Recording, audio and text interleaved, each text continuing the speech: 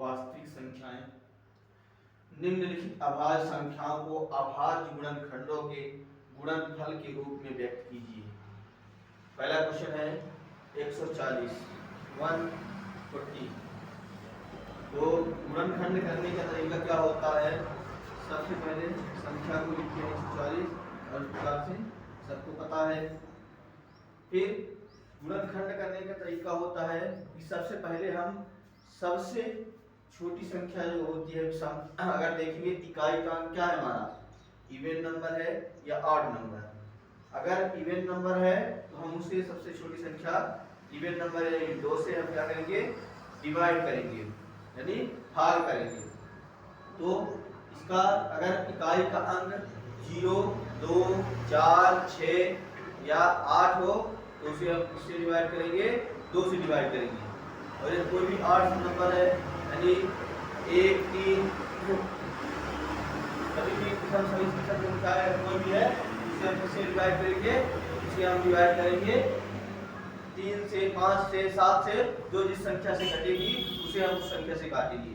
लेकिन यहाँ पर हम देख रहे हैं कि यह 0 है, इकाई का अंक 0 है यानी कैसी संख्या है, सम संख्या है।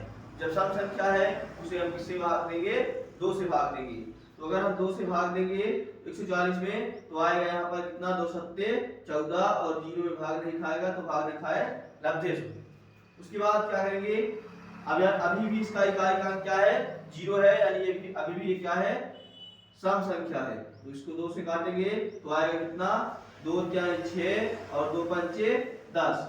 अब यहाँ पर आ गया है क्या, 5 आ गया इकाई का अंक, यानी ये क्या होगा, 2 से अब डिवाइड नहीं होगा यानी इसको हम किससे काटेंगे, डिवाइड करेंगे। अब हम इसको डिवाइड कर सकते हैं या तो 3 से, तो 3 से डिवाइड करने पर क्या भाग जाएगा, नहीं जाएगा। ये कंप्लीट और ये कंप्लीट बच जाएगा, कितना शेष, 2 बच जाएगा। अब इसको हम काटेंगे 5 से, तो 5 के पहाड़े से क्या हो जाएगा, ये कट जाएगा, 5 सते 35 यानी 5 के पहाड़े में 7 बार में आता है 35।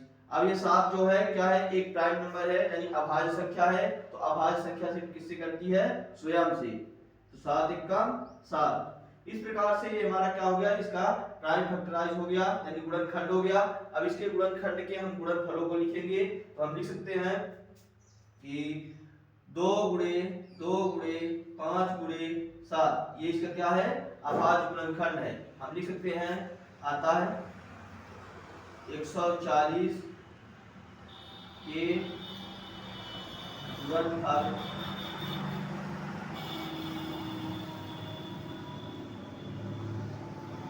का गुणनखंड